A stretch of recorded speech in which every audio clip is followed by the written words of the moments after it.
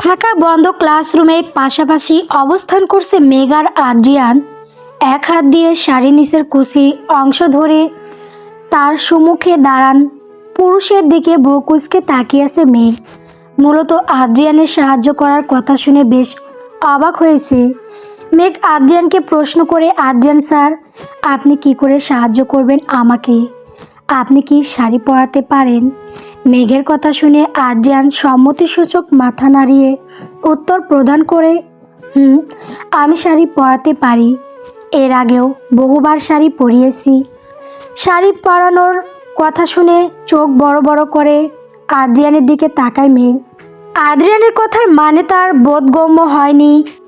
পুরুষ মানুষ হয়ে শাড়ি পরানো জানে কি করে? আর এর আগেও অন্য কোনো নারীকে শাড়ি পরিয়ে দিয়েছে আদ্রিয়ান। আমেরিকার মানুষ সাধারণ শাড়ি পরে না। তবে কি তার প্রিয় ছাত্রী জিয়াকে শাড়ি পরিয়ে দিয়েছে আদ্রিয়ান? মেঘের কপালে কুঁচকে থাকা ব্রু অধিক কুঁচকায় আর সন্দিহান দৃষ্টি নিয়ে দ্রুতার সহিত প্রশ্ন করে ওঠে, আপনি এর আগে কতজন নারীকে শাড়ি পরিয়ে দিয়েছেন আদ্রিয়ান স্যার? হঠাৎ মেঘের চোখে মুখে রাগ, হিংসা আর সন্দেহ দেখে আদ্রিয়ান অবাক হয়। এর আগে বহুবার সে শাড়ি পরিয়ে দিয়েছে, কিন্তু তা অন্য কোনো নারীকে নয়, বরং তার আপন বোন সৃষ্টিকে। ছোটবেলা থেকে শাড়ি পরা সৃষ্টির ভীষণ প্রিয় শখ ছিল। বাঙালি নারীর শাড়ি মানে হলো আবেগ আর শখ, কিন্তু সৃষ্টি ছিল অভ্যাস। সৃষ্টির রুমের আলমারি জুড়ে থ্রি পিস জামা বা অন্য পোশাক সজ্জার দেখা না মিললেও শাড়ি সবসময় পাওয়া যেত। শার্লিন বেগমের কাছে প্রায়ই শাড়ি পরার বায়না ধরত সৃষ্টির জেদের কাছে বাধ্য হয়ে তাকে শাড়ি পরিয়ে দিতে শার্লিন বেগম। কিন্তু সৃষ্টির বয়স তখন কম থাকায় শাড়ি পরার পর সামলে রাখতে পারত না। তাই প্রায়ই আদ্রিয়ানের কাছে এসে ঠোঁট উল্টো বাচ্চা মুখশ্রী নিয়ে আবদার করত তার শাড়ির কুচি বা আসল ঠিক করার জন্য। আদ্রিয়ান তখন ডক্টরি পড়াশোনা নিয়ে যথেষ্ট ব্যস্ত থাকত, কিন্তু একমাত্র ছোট্ট বোনের আবদার পূরণ করার জন্য সে ইউটিউব দেখে শাড়ি পরা শিখেছিল। যদিও এখন দীর্ঘ সময় অতিবাহিত হয়ে গেছে, এর মধ্যে আর কাউকে শাড়ি পরিয়ে দেয়নি, কিন্তু আদ্রিয়ানের স্মৃতি শক্তি বেশ প্রখর। এখন সে শাড়ি পরানোর নিয়ম ভুলে যায়নি। শাড়ি কুচি সে ঠিক করতে পারবে, খুব বেশি অসুবিধা হবে না। কিন্তু অতীতের স্মৃতির কথা মনে পড়ে আদ্রিয়ানের মুখ ফ্যাকাশে হয়ে যায়। বাংলাদেশে থাকতে তার জীবন কত সুন্দর ছিল। বোনের সাথে খুনসুটি, মায়ের আদর আর বাবার রাগী কণ্ঠ, আদুরে শাসন, চাচির সাথে কত সুন্দর বন্ডিং ছিল তার। কিন্তু ধীরে ধীরে তার জীবন থেকে সব হারিয়ে গেল। এই ডক্টরি পড়াশোনার জন্য আমেরিকায় আসার স্বপ্নে তার পরিবার থেকে তাকে দূরে সরিয়ে দিল। দীর্ঘ 9 বছর কত দ্রুত তার জীবন থেকে চলে গেল। অতীতে স্মৃতির মধ্যে ডুবে থাকা আদ্রিয়ানের মুখের দিকে তীর্যক দৃষ্টিতে নিক্ষেপ করে তাকায় মেঘ। তার মুখের আদলে প্রথমে হাসির ঝলক দেখা যায়, কিন্তু এরপর আবার কষ্টের ছাপ ফুটে ওঠে। আদ্রিয়ানের মুখ থেকে তার মনের অস্থিরতা বুঝতে অক্ষম হয় মেঘ। বেশ দীর্ঘ সময় আদ্রিয়ানকে চুপচাপ থাকতে দেখে মেঘ বিরক্ত হয়ে বলে ওঠে, আদ্রিয়ান স্যার, কি হয়েছে আপনার? কোথায় হারিয়ে গেলেন আপনি? কথা বলছেন না কেন? বিরক্তি মাখা কণ্ঠে মেঘের ডাক শুনে আদ্রিয়ান ঘোর কাটল। অতীতের স্মৃতি থেকে বাস্তবতায় ফিরল সে। বহু সময় আগে করা মেঘের প্রশ্নের উত্তর প্রদান করল মেঘ। আমার বোন সৃষ্টির শাড়ি পরার ভীষণ প্রিয় ছিল। ছোটবেলায় প্রায় আমার কাছে শাড়ি পরার বায়না ধরতো। তখন ইউটিউবের ভিডিও দেখে শিখেছিলাম আমি শাড়ি পরাতে পারি। তুমি চাইলে শাড়ির কুচি ঠিক করে দিতে পারি আমি। সৃষ্টির কথা শুনে মেঘ চুপ হয়ে যায়। সৃষ্টির শাড়ি পছন্দ তা মেঘ জানে, কারণ তারা ছোটবেলা থেকে একসাথে বড় হয়েছে। স্কুল, কলেজ বা বিভিন্ন অনুষ্ঠানে মেঘ প্রায়ই সৃষ্টির আলমারি থেকে শাড়ি নিয়ে পরত। কিন্তু আদ্রিয়ান সৃষ্টিকে শাড়ি পরিয়ে দিত এই কথা মেঘ জানতো না। অবশ্য মেঘের জানার কথাও না, কারণ তালুকদার বাড়িতে প্রবেশ করার প্রথম দিন আদ্রিয়ান আমেরিকায় চলে যায়। এরপর দীর্ঘ 9 বছর। এখন আর অতীত মনে করতে চায় না মেঘ। কিন্তু আদ্রিয়ানের থেকে শাড়ি পরা কি তার উচিত হবে? না, নুহার ডান্স শেষ করা অবধি অপেক্ষা করবে। কিন্তু নুহা যদি শাড়ি পরাতে না পারে তখন? আর আদ্রিয়ান সাধারণ মেঘের শাড়ির নিচের অংশর কুচি ধরবে, সম্পূর্ণ শাড়ি তো আর পরিয়ে দিবে না। তাছাড়া শাড়ির কুচি ধরে আর কতক্ষণ দাঁড়িয়ে থাকবে সে? এবার হাত ব্যথা শুরু হয়ে যাবে তার। মেঘ কিছুক্ষণ ঠান্ডা মাথায় ভাবে, এরপর শান্ত হয়ে আদ্রিয়ানকে বলে ওঠে, ওকে আদ্রিয়ান স্যার, আপনি শাড়ির কুচি ধরেন। আদ্রিয়ান মেঘের সম্মতি পেয়ে শাড়ির কুচি নিজ হাতে বাঁধনে নেয়। কলেজ করিডোরে মেঘকে খুঁজে না পেয়ে চিন্তিত হয়ে পড়ে ফারহান। মেঘ কোথায় চলে গেল? কিছুক্ষণ আগে এখানে দাঁড়িয়েছিল। ফারহান চারপাশে খুঁজতে থাকে, কিন্তু করিডোরে কোথাও মেঘ নাই। হঠাৎ ফাঁকা ক্লাসরুম থেকে মেঘের কণ্ঠের আওয়াজ ভেসে আসলো। ফারহান দ্রুত ছুটে যায় ক্লাসরুমের দরজার কাছে। এরপর দরজার বাইরে দাঁড়িয়ে ডাক দেয়, মেঘ, মেঘ কোথায় তুমি? মেঘ। আদ্রিয়ান হাঁটু গেড়ে ফ্লোরে বসে মেঘের শাড়ির নিচে কুচির অংশ হাতে রাখে। ঠিক তখনই হঠাৎ ফারহানের কণ্ঠে শুনে তারা দুজন চমকে উঠ যায়। দরজার বাইরে ফারহান মেঘের নাম নিয়ে অনাবরত দেখে যাচ্ছে। দরজার বাইরে ফারহানের কণ্ঠ শুনে মেঘ আঁতকে ওঠে। ফারহান চৌধুরী এখানে কি করছে? কণ্ঠস্বর শুনে মনে হচ্ছে উনি দরজার বাইরে দাঁড়িয়ে আছেন। কিন্তু কেন এসেছেন উনি এখানে? মেঘ ভয়ার্ত কণ্ঠে আদ্রিয়ানের দিকে তাকায়, কিন্তু আদ্রিয়ান বেশ শান্ত। তার মুখের ভাবভঙ্গি দেখে মনে হচ্ছে ফারহানের কণ্ঠে তার কানে পৌঁছায়নি। এই ফাঁকা রুমে আদ্রিয়ান আর মেঘ এখন একসাথে রয়েছে। আদ্রিয়ানের হাতে এখন মেঘের শাড়ির অংশ। এমন অবস্থায় যদি ফারহান তাদের দুজনকে দেখে নিশ্চয়ই কোনো অশ্লীল চিন্তা ভাবনা করবে। যদিও এখানে তাদের দুজনের মধ্যে এমন কোনো অশ্লীল কাজ হচ্ছে না, কিন্তু ফারহান কি তা বিশ্বাস করবে? নিজের চোখে দেখা দৃশ্য নিশ্চয় মিথ্যা বলে এড়িয়ে যাবে না। অবশ্য ফারহানের ভাবনা নিয়ে মেঘের কোনো কিছু যায় আসে না, কারণ মেঘ ফারহানকে ভালোবাসে না। তাছাড়া এখনও আদ্রিয়ান আর তার ডিভোর্স হয়নি। যেখানে নিজের স্বামীর সাথে এখনও মেঘের বিচ্ছেদ হয়নি, সেখানে হবু স্বামীর কথা কোন ভাবতে যাবে? মেঘের ইচ্ছা হলো ফারহান যেন রুমের দরজা খুলে ভেতরে প্রবেশ করে তাদের দুজনকে একসাথে দেখে কোনো নেগেটিভ চিন্তা করে, এরপর যাতে বিয়ে ভেঙে দেয়। কিন্তু মেঘের ইচ্ছা পূরণ হওয়া সম্ভব নয়, কারণ ফারহান যদি আদ্রিয়ান আর তার বিয়ের কথা জানে তবে সর্বনাশ হয়ে যাবে। যদি ফারহানের মাধ্যমে কলেজের ছাত্র ছাত্রীরা জেনে যায় তখন তারা হয়তো মেঘের চরিত্র নিয়ে বাজে মন্তব্য করবে। তাছাড়া যদি জিয়ার কানে একবার যায় যে আদ্রিয়ানের বিবাহিত স্ত্রী মেঘ, তবে নিউ ইয়র্ক সিটির ওপর দিয়ে টর্নেডো বয়ে যাবে। আর বর্তমানে মেঘ যে মেডিকেল কলেজে পড়াশোনা করছে তার প্রধান শেয়ার হোল্ডার হলো জিয়ার বাবা ইরফান সাহেব। যদি মেঘের সাথে শত্রুতা করে তাকে কলেজ থেকে বের করে দেয় তখন কি হবে? মেঘের কেরিয়ার ধ্বংস হয়ে যাবে। আদ্রিয়ানের ওপর সুসাইড কেস করবে। অতএব মেঘের মেডিকেলে পড়াশোনা শেষ হওয়া অবধি আদ্রিয়ান আর তার বৈবাহিক সম্পর্কর কথা লুকিয়ে রাখা হবে।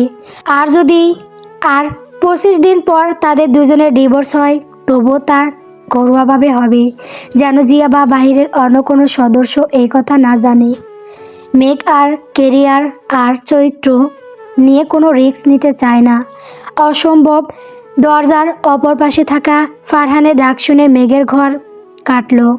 শাড়ির নিচের অংশ খোপ করে আদ্রিয়ানের হাত থেকে নিয়ে দ্রুত বলে উঠে, আদ্রিয়ান স্যার। দরজার বাহিরে ফারহান চৌধুরী কণ্ঠ শোনা যাচ্ছে। এখন কি করব আমরা? উনি যদি ভেতরে চলে আসেন তখন?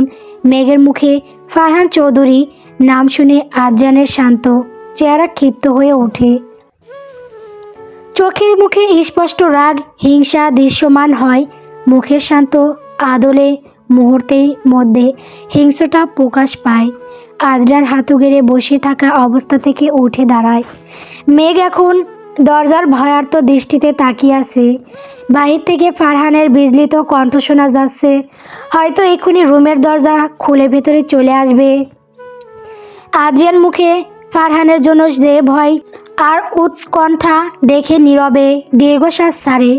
তার বুকের ভেতর এক অদ্ভুত পীড়া অনুভব করে। প্রিয় মানুষের চোখে অন্য পুরুষের জন্য ভালোবাসা দেখা এতটা সহজ নয়। মেঘ হয়তো ফারহানকে ভালোবাসে না, কিন্তু ফারহানের প্রতি মেঘের সামান্য কেয়ার, ভয় আর যত্ন যে আদ্রিয়ান সহ্য করতে পারবে না। কারণ মেঘ যে তার প্রতিনিয়ত মেঘের প্রতি আদ্রিয়ানের যে মুগ্ধতা আর ভালোবাসা সৃষ্টি হচ্ছে তা মিথ্যা নয়। মেঘের পাশে অন্য পুরুষের ছায়া সহ্য করা আদ্রিয়ানের দ্বারা সম্ভব নয়। মেঘ শুধুমাত্র আদ্রিয়ানের, মেঘের যত্ন, ভালোবাসা, হাসি, কান্না সব তার, এবং কি মেঘের ঘৃণা অবধিও আদ্রিয়ানের। আদ্রিয়ানকে ভালোবাসা বা ঘৃণা করা দুটার অধিকার শুধু মেঘের রয়েছে, কারণ মেঘ তার স্ত্রী। আদ্রিয়ান মেঘের দিকে তাকিয়ে বিক্ষিপ্ত নয়নে বলে, তুমি কি চাও মেঘ? ফারহান চৌধুরী যেন এই রুমে না আসুক, আমাদের দুজনকে এমন অবস্থায় না দেখুক। আমি চাই ফারহান চৌধুরী যেন এই রুমে এসে আমাদের একসাথে না দেখে। উনি এখনই চলে আসবে। আদ্রিয়ান স্যার, চলুন লুকিয়ে পড়ি আমরা। মেঘের কথা শুনে আদ্রিয়ানের বিগড়ে থাকা মেজাজা যেন অত্যাধিক খারাপ হলো। কে এই ফারহান চৌধুরী? কেন তাদের দুজনের সম্পর্ক মেঘ তার থেকে লুকিয়ে রাখতে চায়? মেঘ শাড়ির কুচি ধরে দ্রুত কোথাও লুকিয়ে পড়ার জায়গা খুঁজছিল। দূরে থাকা দরজার পাশে ফাঁকা অংশে লুকিয়ে পড়ার জায়গা। দ্রুত পা বাড়ায় মেঘ, কিন্তু মেঘ এক পা নড়াই আগে তার বাহু শক্ত করে চেপে ধরে আদ্রিয়ান তাকে থামিয়ে দেয় আর বলে, মেঘকে এই ফারহান চৌধুরী? কী সম্পর্ক তোমার আর ওর মধ্যে? বাহু ধরে শক্ত করে চেপে ধরায় মেঘ থেমে যায়। আদ্রিয়ানের প্রশ্নের উত্তর দেওয়ার সময় এখন তার নেই। মেঘ বলে, আদ্রিয়ান স্যার, হাত ছাড়ুন আমার। আপনার প্রশ্নের উত্তর প্রদান করার মতো সময় আমার হাতে নেই। আগে দ্রুত লুকান আপনি। মেঘের কথা কর্ণপাত করল না আদ্রিয়ান, বরং জিদ দেখিয়ে মেঘের বাহুডায় দ্বিগুণ শক্ত চেপে ধরল। আদ্রিয়ানের শক্ত হাতের বাঁধন থেকে মুক্তি হয়ে এক পা নাড়ালো শক্তি মেঘের নাই। মেঘ বুঝলো এখন আদ্রিয়ানের প্রশ্নের উত্তর অপেক্ষা করে যাওয়া অসম্ভব। তাই বুকে সাহস নিয়ে কণ্ঠ তেজ বজায় রেখে বলে ওঠে, ফারহান চৌধুরী আমার হবু স্বামী হয়, শুনছেন আপনি? আর আগামী মাসে তার সাথে আমার বিয়ে। আর আমি চাই না বিয়ের আগে আমার হবু স্বামী এই ফাঁকা রুমে আমাদের দুজনকে একসাথে দেখো। মেঘের বলা সব কথা আদ্রিয়ানের কানে যায় না, কারণ মেঘের প্রথম বলা হবু স্বামী শব্দটা যে মস্তিষ্কে গেঁথে গেছে আদ্রিয়ানের। নিজ মনে বেশ কয়েকবার শব্দটা আওড়ালো আদ্রিয়ান। হবু স্বামী মানে 9 বছর আগে মেঘের বিয়ে হয়েছে আদ্রিয়ানের সাথে, আর এখনও তাদের ডিভোর্স হয়নি। তবে অন্য কোনো পুরুষ মেঘের স্বামী হয় কি করে? আদ্রিয়ান রাগ নয় বরং বিস্ময়ের সহিত প্রশ্ন করল, ফারহান তোমার হবু স্বামী মানে? মেঘ কি বলছো তুমি? আদ্রিয়ান যে বড়সড় এক ঝটকা খাবে কথাটা শুনে তা মেঘ জানতো। মেঘ বলে, আমার বড় আব্বু ফারহানের সাথে আমার বিয়ে ঠিক করেছে। বড় আব্বু কে উনি? আদ্রিয়ানের জানা মতে মেঘ এতিম। জন্মের সময় তার মা মারা গিয়েছিল, আর 14 বছর বয়সে তার বাবা। তবে এই বড় আব্বুকে ওয়েট, কোথাও আব্বু মানে জামান সাহেবের কথা বলছে কি মেঘ? আদ্রিয়ান বলে, কে তোমার এই বড় আব্বু? কি নাম তার? মেঘের বাবার বন্ধু মানে জামান সাহেবের কথা বলছে মেঘ। জামান সাহেব আদ্রিয়ানের বাবা, কিন্তু হঠাৎ জামান সাহেব কেন মেঘের বিয়ে ফারহানের সাথে ঠিক করবে? আর তার বইয়ের বিয়ে 1 মাস পর, অথচ সে কিছুই জানে না। আদ্রিয়ানের রাগ বাড়ল তার বাবার উপর, আর এই ফারহানের উপর। খুব শখ না আদ্রিয়ানের বউকে বিয়ে করার? Wait, Farhan Chowdhury, I am coming. হঠাৎ আদ্রিয়ান মেঘের বাহুডয় ছেড়ে দিয়ে দরজার দিকে পা বাড়ায়। মেঘ বলে, আদ্রিয়ান স্যার, আপনি দরজার কাছে যাচ্ছেন কেন? বাহিরে ফারহান রয়েছে। মেঘের কথা শুনে আদ্রিয়ানের মুখে শয়তানি হাসি ফুটে উঠল। আদ্রিয়ান বলে, দরজার বাইরে তোমার হবু স্বামীর কাছে যাচ্ছি মেঘ। আমরা ফাঁকা রুমে দুজনে এতক্ষণ কি করছিলাম তার ডিটেলস বলতে যাচ্ছি। আদ্রিয়ানের কথার মানে বুঝতে পারল মেঘ। কিন্তু এখন আদ্রিয়ান দরজার প্রায় কাছে পৌঁছে গেছে। মেঘ দ্রুত দৌড়ে দরজার কাছে যায়।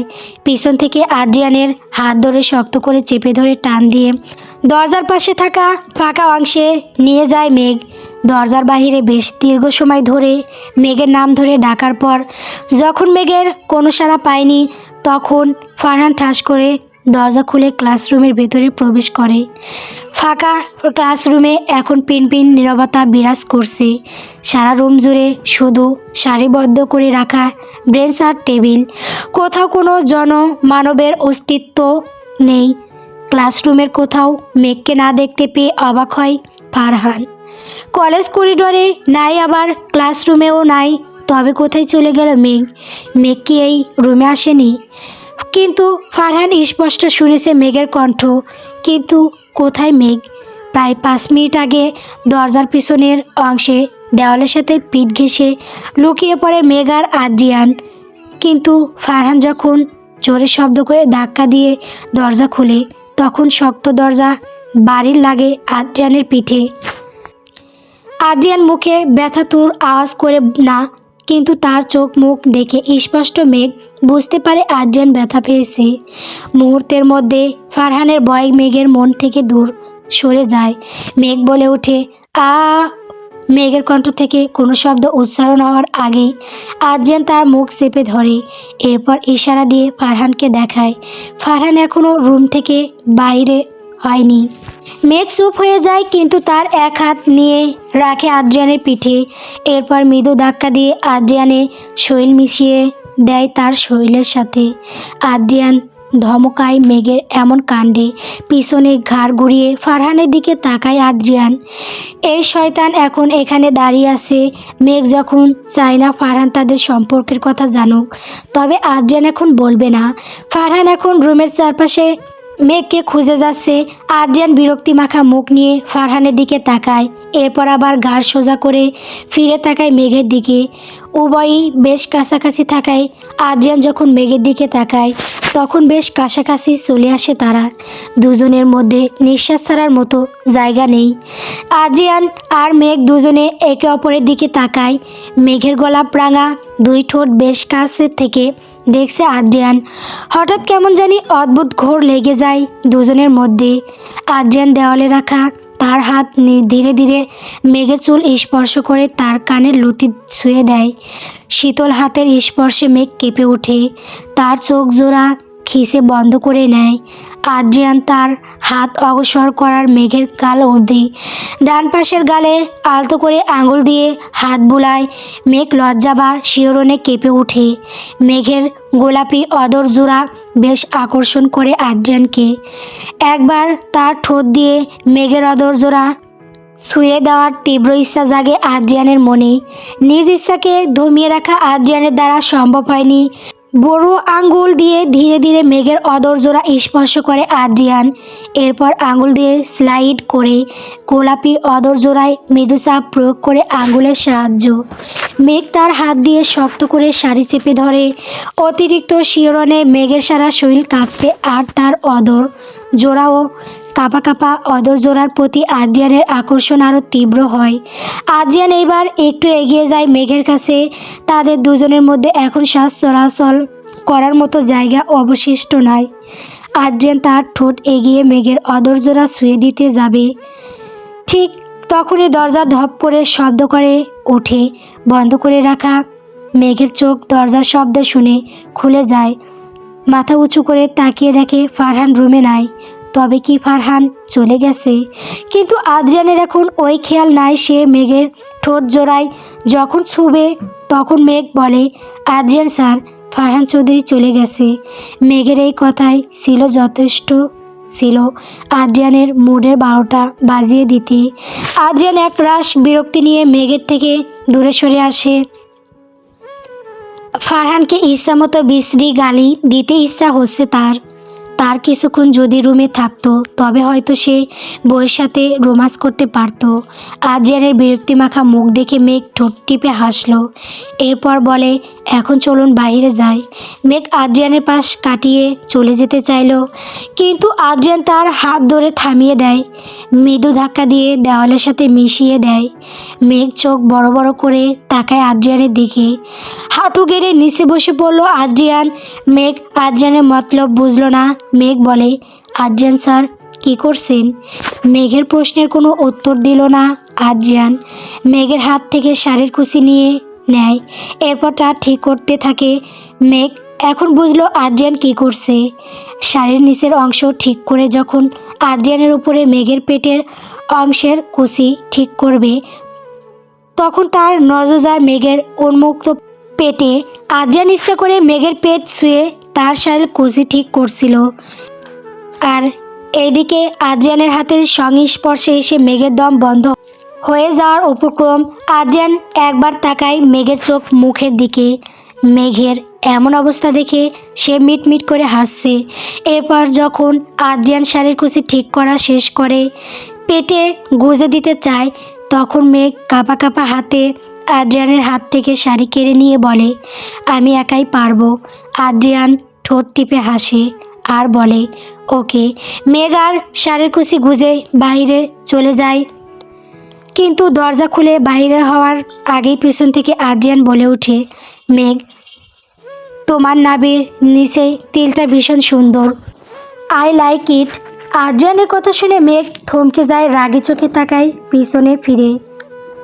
আদ্রিয়ান শব্দ করে হেসে ওঠে। মেঘ আর দাঁড়ায় না, এক দৌড়ে বাইরে চলে যায়। কলেজ গাউনে মেঘের সাথে দেখা হয় ফারহান। ফারহান মেঘের দিকে এগিয়ে এসে মেঘের হাত ধরে বলে, মেঘ তুমি ঠিক আছো? কোথায় ছিলে তুমি? ফারহানের হাত ধরায় মেঘ বেশ বিরক্ত হয়। নিজের হাত ছাড়িয়ে নিয়ে বলে, আমি ওয়াশরুমে ছিলাম। ফারহান, স্যার? ও আচ্ছা, চলো এখন অনুষ্ঠানের ওই দিকে যাই। ফারহান, স্যার আপনি যান, আমি আসছি। চলো মেঘ, আমরা একসাথে যাই। না, আপনি যান আগে। আমাদের একসাথে দেখলে হয়তো ছাত্রীরা অন্য কিছু ভাববে। সো হোয়াট মেঘ, আমি তোমার স্বামী হই, হবু স্বামী। এখনও বিয়ে হয়নি, আর কখন হবে কি না তার ও শিওর নাই।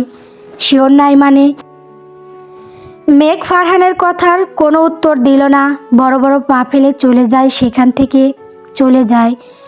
রাত যখন 6টা, অনুষ্ঠান প্রায় শেষের দিকে। ফারহান প্রধান অতিথি, তাই অনুষ্ঠানের শেষ কথা সেই বলবে। ফারহান মঞ্চে উঠে এরপর ছাত্রছাত্রীর উদ্দেশ্যে কিছু কথা বলে। সবশেষে ফারহান প্রশ্ন করে, তোমরা সকল শিক্ষার্থীরা আমায় কোনো প্রশ্ন করবে? শিক্ষার্থীর মধ্যে একজন বলে ওঠে, ফারহান স্যার আপনি কি বিবাহিত? ফারহান প্রশ্ন শুনে হাসে, এরপর বলে, না আমি বিবাহিত নই, তবে আমার হবু বউ আছে, আর সৌভাগ্যবশত সে এই কলেজে পড়ে।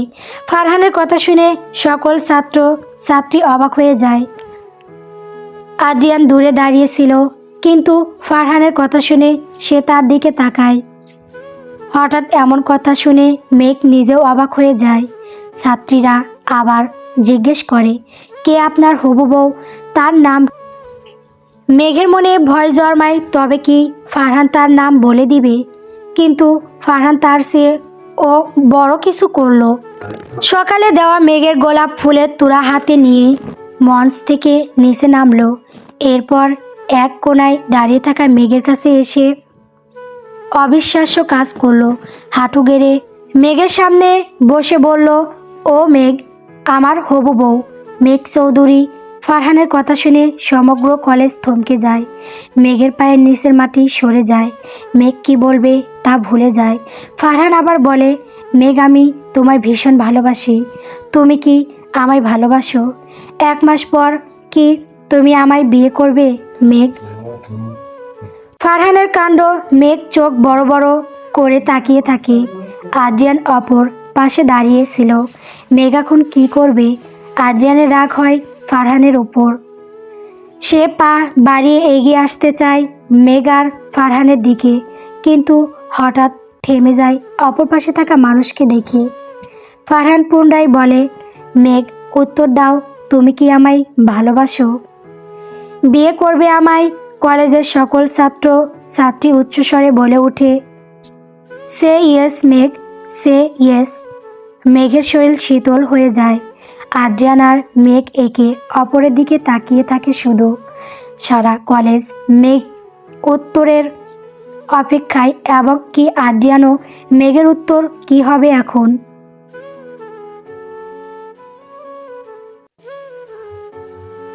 গল্প তোমার নামে নীলছে তারা। গল্পটি কেমন হয়েছে কমেন্ট করে বলবেন। পরবর্তী পর্ব পাওয়ার জন্য অবশ্যই আমার চ্যানেলটিকে সাবস্ক্রাইব করবেন। ধন্যবাদ।